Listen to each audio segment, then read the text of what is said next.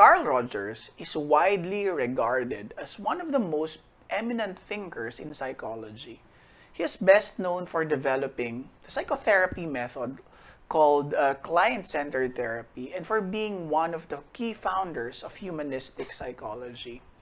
Unlike Freud, who was primarily a theorist and secondarily a therapist, Rogers was a consummate therapist, but only a reluctant theorist.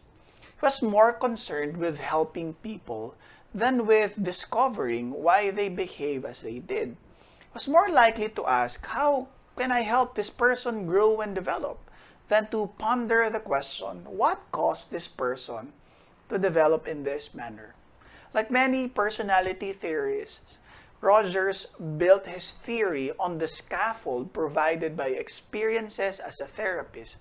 Unlike most of the other theorists that we have talked about, however, he continually called for empirical research to support both his personality theory and his therapeutic approach. Perhaps more than any other therapist theorist, Rogers advocated a balance between tender-minded and hard-headed studies that would expand knowledge of how humans feel and think.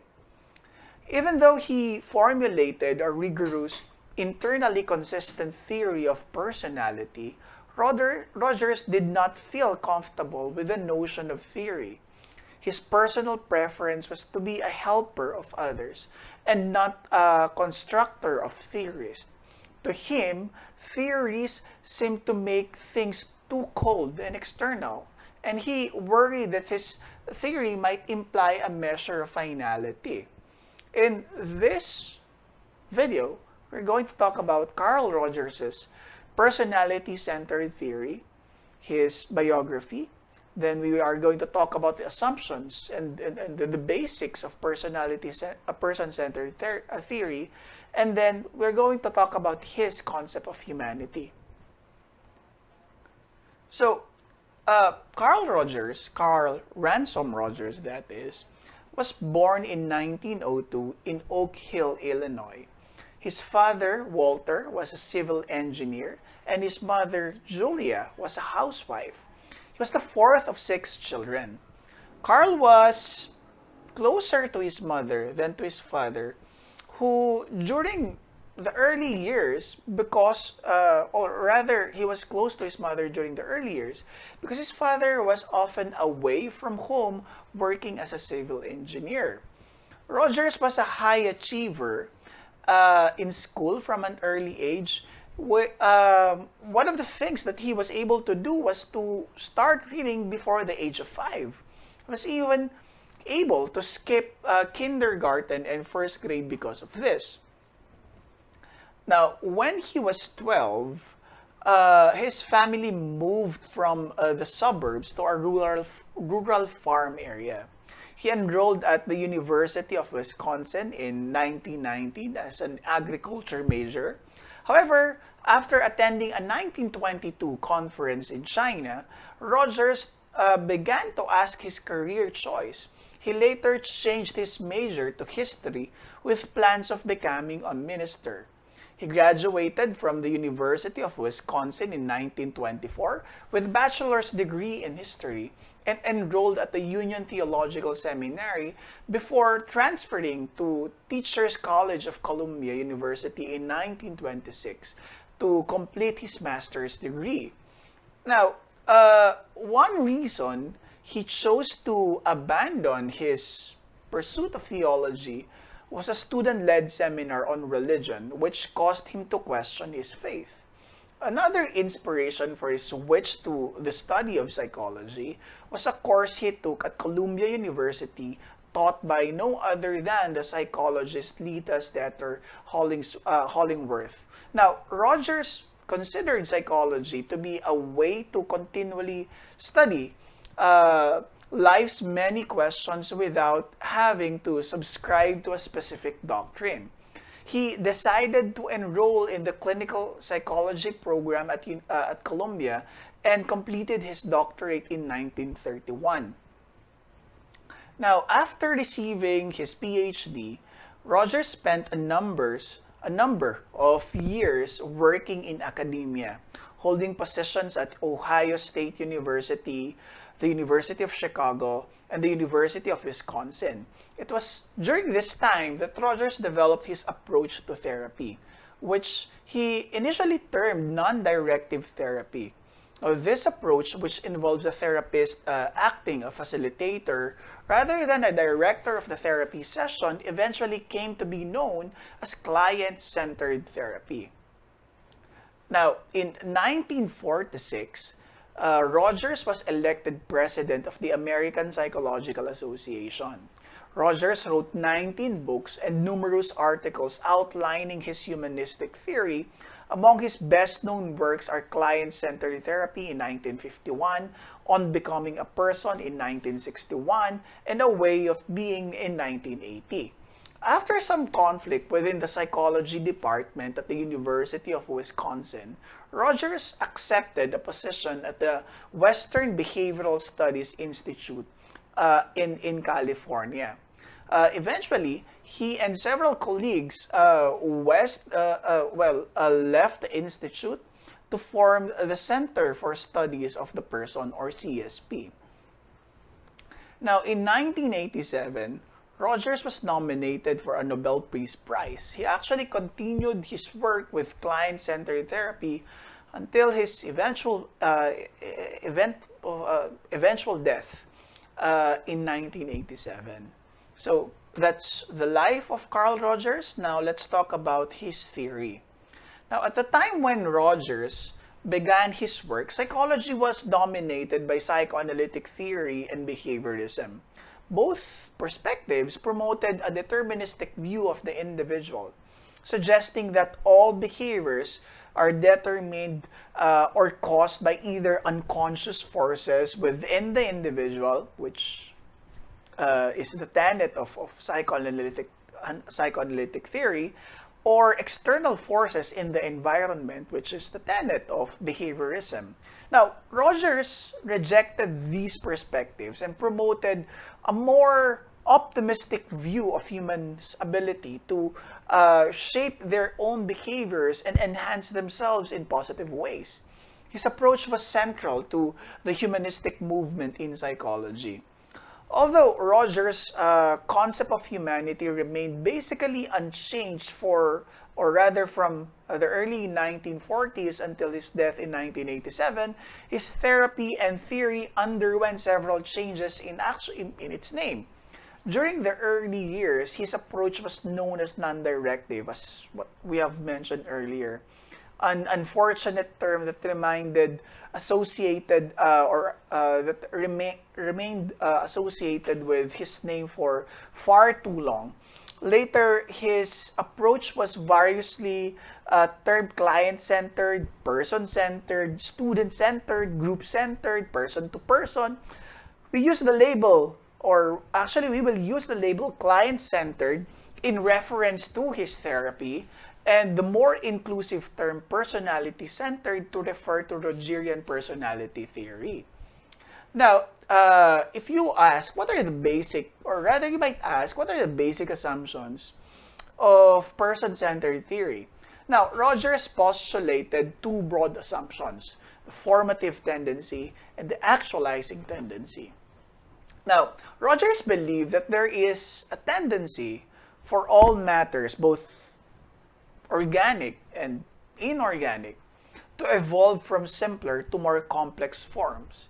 It's like if you're old enough, it's like the E-Head song or the Eraserhead songs that goes, maliit na butas lumalaki, konting gusot dumadami. That's actually how I think about the formative tendency. Now, for the entire universe, a creative process rather than a disintegrative process is in operation. Rogers called this process the formative tendency and pointed to many examples from nature. For instance, complex galaxies of stars form from less well-organized mass. Crystals such as snowflakes emerge from formless vapor. Complex organisms develop from single-celled organisms. And human consciousness evolved from a primitive unconsciousness to a highly organized awareness. Now, an interrelated and more pertinent assumption is the actualizing tendency, or the tendency within all humans and some other animals and even plants to move towards completion or fulfillment of their potential. This tendency is the only motive people possess. The need to satisfy one's hunger drive, to express deep emotions when they're felt, and to accept oneself are all examples of the single motive of actualization. Because each person operates as a complete organism, actualization involves the whole person. So, tendencies to maintain and to enhance the organism are subsumed within the actualizing tendency. The need for maintenance is similar to the lower step on Maslow's hierarchy of needs. It includes such basic needs as such as food, air, and safety, but it also includes a tendency to resist change and to seek the status quo. The conservative nature of maintenance need is expressed in people's desire to protect their current comfortable self-concept. People fight against new ideas. They distort experiences that do not quite fit. They find change painful and growth frightening. Even though people have a strong desire to maintain the status quo, they are actually willing to learn and to change. This need to become more, to develop, and to achieve growth is called enhancement. The need for enhancing the self is seen in people's willingness to learn things that are not immediately rewarding.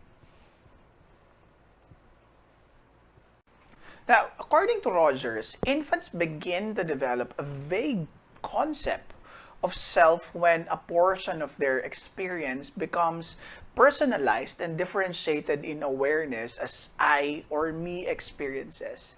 Infants gradually become aware of their own identity as they learn what tastes good and what tastes bad, what feels pleasant and what does not. They then begin to evaluate experiences as positive or negative. Using a criterion, the actualizing tendency.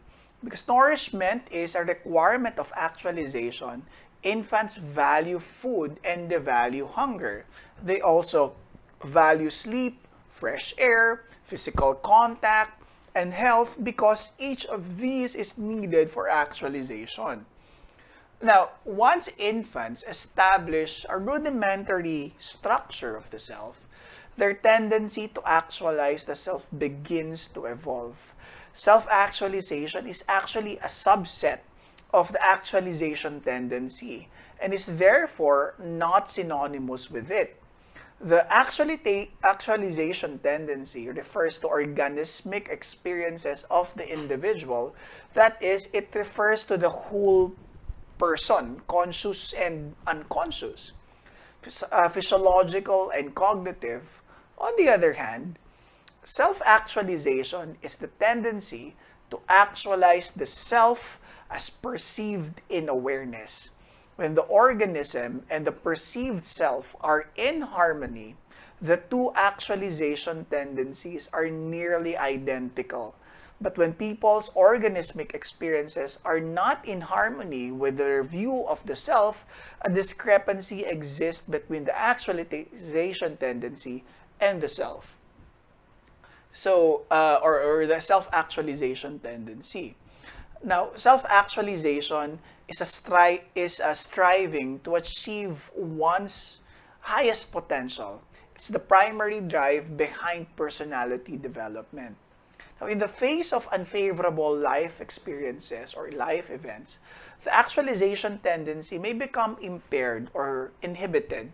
However, Rogers' belief was that it cannot be destroyed, except, of course, by death. Even when adverse circumstances severely limits an an organism's ability to grow, Rogers believed it will keep striving as best as it can while adjusting to the constraints of the situation. The actualizing tendency is regulated by what Rogers called as organismic valuing process. This is an inborn mechanism that allows us to evaluate experiences regarding how well they support or oppose our tendency to develop and enhance the self. Now, experiences that support this tendency are valued positively, and we can actively seek them. Now, those that oppose it are valued negatively, and we actively avoid them. Now, Rogers in 1959 postulated two self-subsystems, the self-concept and the ideal self. Now, the self-concept includes all those aspects of one's being and one's experiences that are perceived in awareness, though not always accurate, or rather by the individual. Now, the self-concept is not identical with the organismic self. Now, portion of the organismic self may be beyond a person's awareness or simply not owned by that person. On the other hand, the ideal self is the second subsystem of the self, defined as one's view of one's wishes or what one wishes to be. Now, the ideal self contains all those attributes, usually positive, that people aspire to possess. A wide gap between the ideal self and the self-concept indicates incongruence and an unhealthy personality. Psychologically healthy individuals perceive little discrepancy between their self-concept and what they ideally would like to be. Now, without awareness, the self-concept and the ideal self would not exist. Rogers defined awareness as a symbolic representation, not necessarily in verbal symbols, of some portion of our experiences. He used the term synonymously with both consciousness and symbolization. Now, he expressed that there are three levels of awareness. First, some events are perceived below the threshold of awareness and are either ignored or denied. An ignored experience can be illustrated by a woman walking down a busy street, an activity that presents many potential stimuli, particularly of sight and sound. Because she cannot attend to all of them, many remain ignored. Or when your brain ignores the fact that your nose is always in front of your view. All right? Secondly, Rogers hypothesized that some experiences are accurately symbolized and freely admitted to the self-construct. Such experiences are both non-threatening and consistent with the existing self-concept, like when you are being praised by your friend and you believe this praise to be true. A third level of awareness involves experiences that are perceived in a distorted form. When our experience is not consistent with our view of self, we reshape or distort the experiences so that it can be assimilated into our existing self-concept. This happens when you are being, say, praised by someone, but because the praise felt fake, you became suspicious of the person's intention instead of thanking them. So, Rogers discussed the processes necessary to becoming a person. First, he said, an individual must make contact positively or negatively with another person. Now, for Rogers, this contact is the minimum experience necessary for becoming a person. In order to survive, for instance, an infant must experience some contact from a parent or other caregiver. As children or adults become aware that another person has come or has a measure of regard to them, they begin to value positive regard and value negative reward or regard. That is, the person develops a need to be loved, liked, and appreciated by another person. a need that Rogers referred to as positive regard. If we perceive that others, especially significant others, care for, prize us, cherish us, value us, then our need to receive positive regard is at least partially satisfied. Now, positive regard becomes a prerequisite of what is called positive self-regard, defined as the experience of prizing or valuing oneself. Rogers believed that receiving positive regard from others is necessary for positive self-regard. But once positive self-regard is established, it becomes independent of the continual need to be loved. This conception is quite similar to Maslow's notion that we must satisfy our love and belongingness needs before self-esteem can become active. But once we begin to feel confident and worthy, we no longer require a replenishing supply of love and approval from other people. The source of positive self-regard then lies in the positive regard we receive from others. But once established, it is autonomous and self-perpetuating.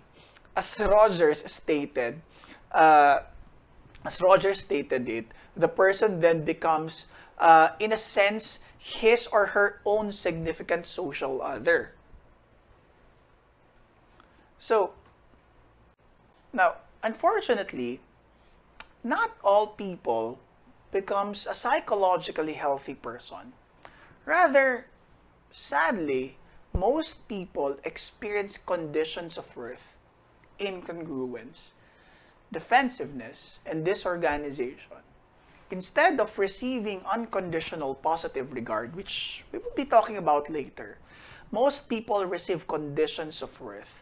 That is, they perceive that their parents, peers, or partners love and accept them only if they meet those people's expectations and approval.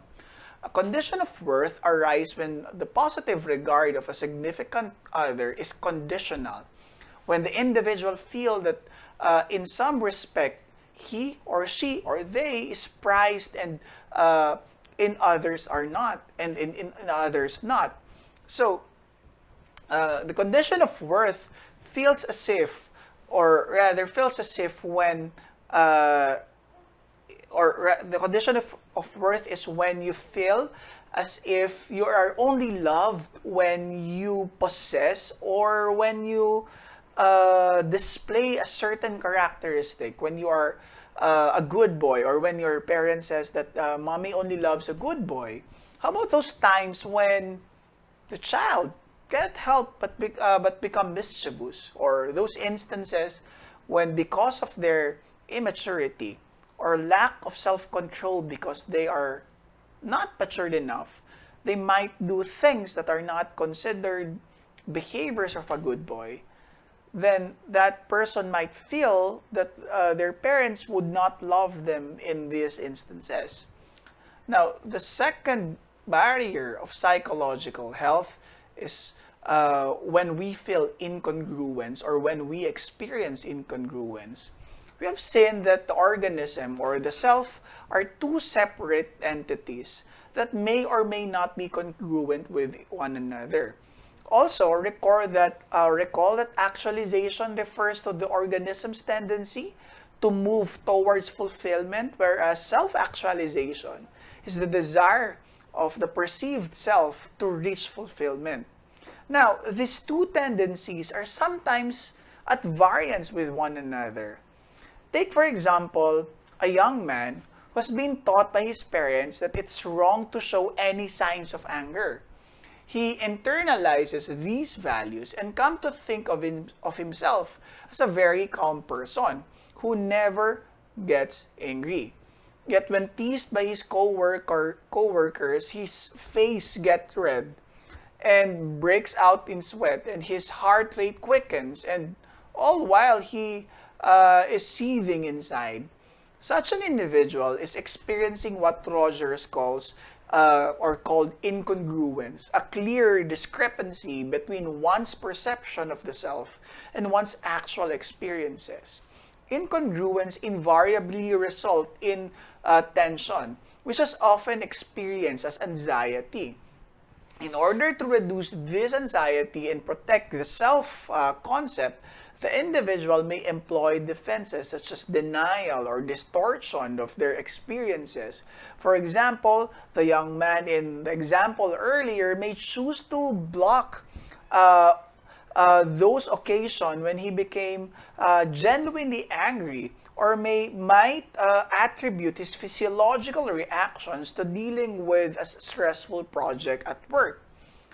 Now, psychological disequilibrium begins when we fail to recognize our organismic experiences as self-experiences. That is, when we do not accurately symbolize organismic experiences into awareness because they appear to be inconsistent with our emerging self-concept. This incongruence between our self-concept and our organismic experience is the source of psychological disorders. Conditions of worth that we receive during early childhood leads to a somewhat false self-concept, one based on distortion and denials. The self-concept that emerges includes vague perceptions that are not in harmony with our organismic experiences. And this incongruence between the self and experience lead to discrepancy and seemingly inconsistent behaviors. Sometimes we behave in a way that maintains or enhances our actualizing tendency. And at other times, we may behave in a manner designed to maintain or enhance a self-concept founded on other people's expectations and evaluations of us. Now, the greater the incongruence between our perceived self, that is our self-concept, and our organismic experience, the more vulnerable we are. Rogers believed that people are vulnerable when they are unaware of the discrepancy between their organismic self and their significant experiences.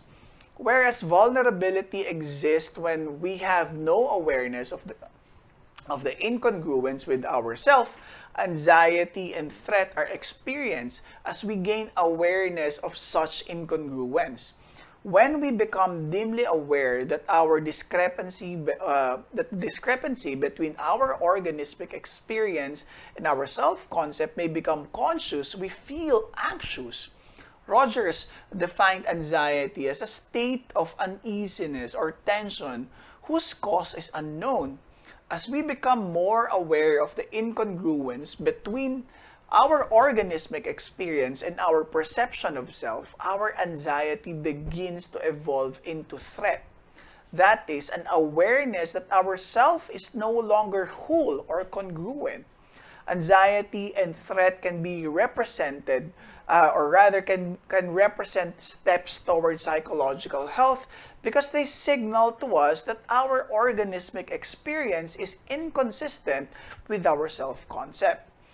Nevertheless, they are not pleasant or comfortable feelings. The third barrier to psychological health is defensiveness. In order to prevent this inconsistency between our organismic experience and our perceived self, we react in a defensive manner. Defensiveness is the protection of the self-concept against anxiety and threat by the denial or distortion of experiences inconsistent with it. Because the self-concept consists of many self-descriptive statements, it is a many-faceted phenomenon. Now, the two chief defenses are distortion and denial. With distortion, we misinterpret an experience in order to fit into some aspects of our self-concept.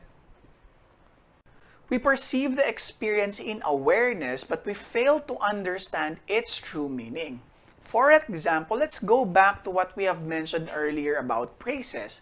Say your friend praised you about looking fresh or having a great hair today. And because you're not too comfortable of being praised, you just tell your friend maliit na bagay or ako lang to or things like that instead of saying thank you. What you're doing in this regard is you're distorting. Probably you believe that your friend is chiding you or is making fun of you when they say that you look fresh. And because of that, you distort this organismic experience into something that can be assimilated by your self-concept. Probably a self-concept that believes that you are the butt of other people's jokes. With denial, we refuse to perceive an experience in awareness, or at least we keep some aspect of it from reaching symbolization. For example, instead of saying yes, or instead of saying thank you when you are being praised, you deflect the praise and tell the person or the praiser that she looks better than you or you are mana ka lang sa kanya, things like that. So, the next barrier to psychological health is disorganization. In order to prevent this incongruence between our organismic experience and the perceived self, we react in defensive manner. And disorganization happens when people behave consistently with their organismic experience and sometimes in accordance with their shattered self-concept. For example, there might be instances when you accept praises, especially from people who are close to you, like your friends, your close friend, your family, but at the same time, reject the same praises that are coming from other people who are not very close to you. So, since we have mentioned earlier that Rogers believed himself to be more of a therapist than a theorist, let's talk about the client-centered therapy, which holds that in order for vulnerable or anxious people to grow psychologically, they must come into contact with a therapist who is congruent and whom they perceive as providing an atmosphere of unconditional acceptance and accurate empathy. This, of course, is easier said than done because therapists are people too. And showing unconditional acceptance and accurate empathy for everyone might be too challenging for other therapists. But nonetheless, we're going to talk about this therapeutic approach. Now, Carl Rogers stated that for constructive personality change to happen, it's necessary that 6 conditions exist and continue over a period of time. Now, let's talk about the 6 necessary and sufficient conditions. The first is that the counselor makes psychological contact with the client. That is, they are on the same page psychologically. The second is that the client is incongruent, that they feel vulnerable or anxious, but they choose to remain with the feeling and to choose to seek therapy. The third is that the counselor should be congruent. Congruent exists when a person's organismic experience are matched by an awareness of them and by an ability and willingness to openly express these feelings. To be congruent means to be real or genuine, and to be whole or integrated, and to be one or to be what we truly are. Because congruence involves feelings, awareness, and expression, incongruence can arise from either of the 2 points dividing these 3 experiences. First, there can be a breakdown between feelings and awareness. A person may feel angry, and the anger may be obvious to others, but the angry person is unaware of this feeling. The second source of incongruence is discrepancy between awareness of an experience and the ability or willingness to express it to another. Rogers stated that the therapist will be more effective if they communicate genuine feelings, even when those feelings are negative or threatening. So this means that it's important for counselors to be honest with themselves, to feel comfortable, to express what they are truly feeling. To do otherwise would be dishonest, and clients will actually detect this, though not necessarily consciously. Um, any significant indicators of incongruence. Now, the fourth is that the client should receive empathy from the counselor. Empathy exists when therapists accurately sense the feelings of their clients and are able to communicate these perceptions so that the client knows that another person has entered their world of feelings without prejudice, projection, or evaluation.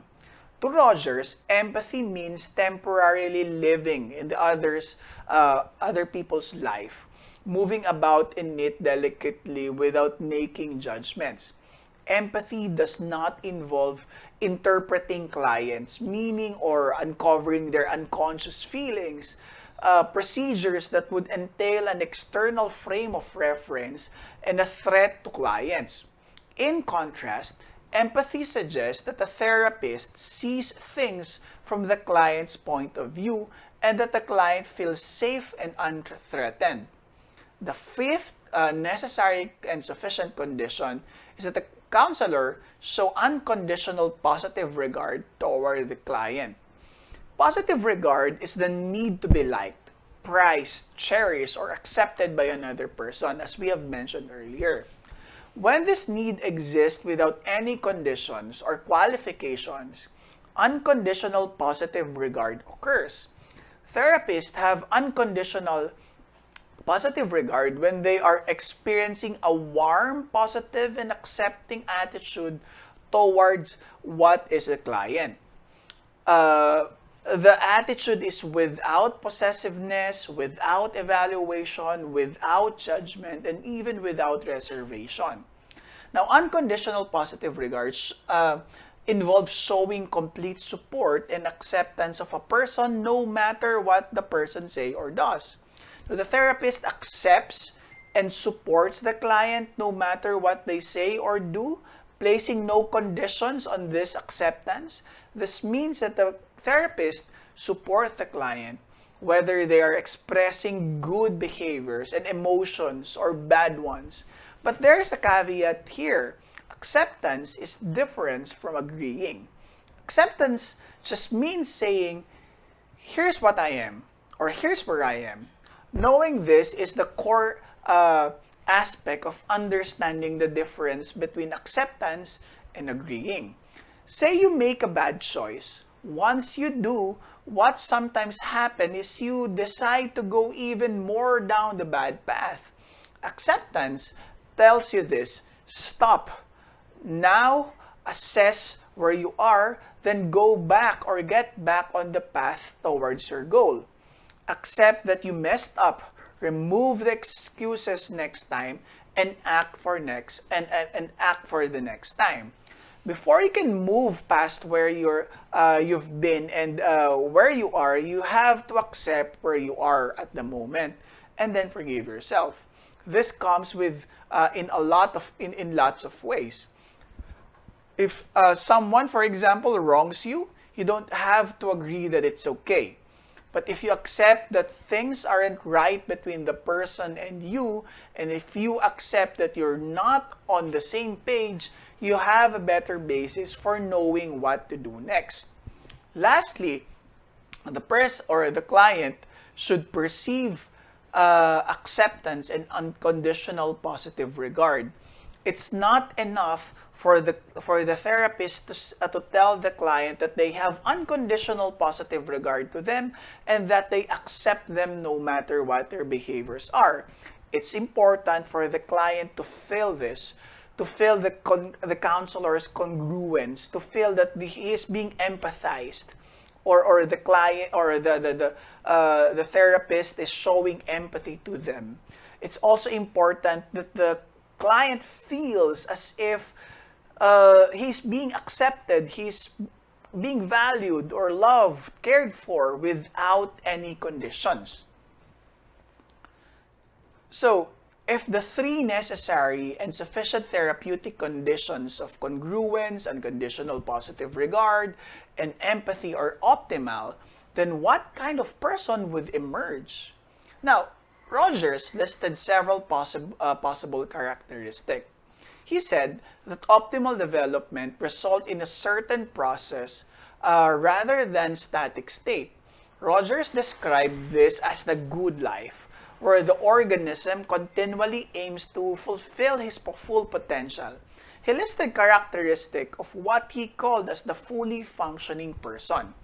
The first among these characteristics is a growing openness to experience, where they move away from defensiveness and have no need for a subception or a perceptual defense that involves unconsciously applying strategies to prevent a troubling stimulus from entering consciousness. The second trait of a fully functioning individual is that there is an increasingly existential lifestyle. This means that they are living each moment fully, not distorting the moment to fit personality or self-concept, but allowing one's personality and self-concept to emanate from the experiences. There is result in excitement, daring, adaptability, tolerance, spontaneity, and a lack of rigidity, and suggest a foundation of trust to open one's spirit to what is going on now and to discover in the present process whatever the structure it appears to have. The third trait of a fully functioning individual is an increasing organismic trust. This means they trust their own judgment and their ability to choose behavior that is appropriate for each moment. They do not rely on existing codes and social norms, but they trust that as they are open to experience, they will be able to trust their own sense of right and wrong. The next is that they have a freedom of choice. They are not being shackled by the restrictions that influence an incongruent individual. They are able to make a wider range of choices more fluently. They believe that they play a role in determining their own behaviors and so feel responsible for their own behaviors. The fifth characteristic of a fully functioning individual is creativity. It follows that they will feel more free to be creative. They will also be more creative in the way that they adapt to their own circumstances without feeling a need to conform. The sixth characteristic of a fully functioning person is reliability and constructiveness. This means that they can be trusted to act constructively. An individual who is open to all their needs will be able to maintain a balance between them. Even aggressive needs will be matched and balanced by intrinsic goodness in congruent individuals.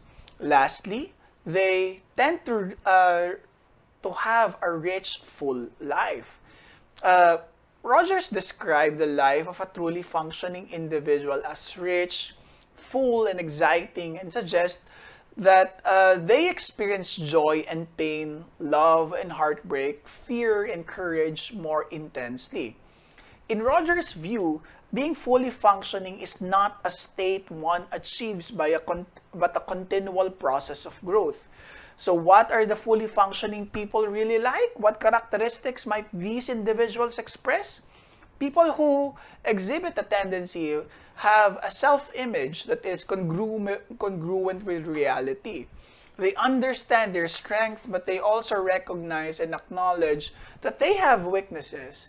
Even as they continue to build upon their personal strengths, they work on taking on challenges and experiences that allow them to grow and gain new understanding. These individuals realize that they are not perfect, but they are still happy and satisfied with themselves. This contentment does not indicate idleness, however.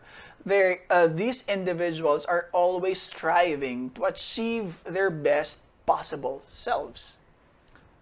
So, that ends our discussion of the person-centered theory. Now, let's move on to Rogers' concept of humanity.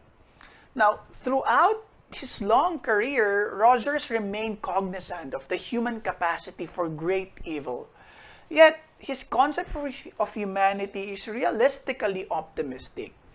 He believed that people are essentially forward-moving and that under proper conditions, they will grow towards self-actualization.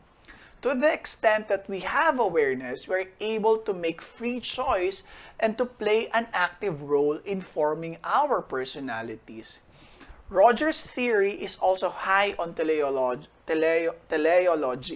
maintaining that people strive with purpose towards goals that they freely set for themselves. Rogers placed more emphasis on individual differences and uniqueness than on similarities. Although Rogers did not deny the importance of unconscious processes, his primary emphasis was on the ability of people to consciously choose their own course of action. On the dimension of biological versus social influences, Rogers favored the latter. So that ends our discussion of Carl Rogers' person-centered theory. My name is Dex Kamitan, and thank you for watching.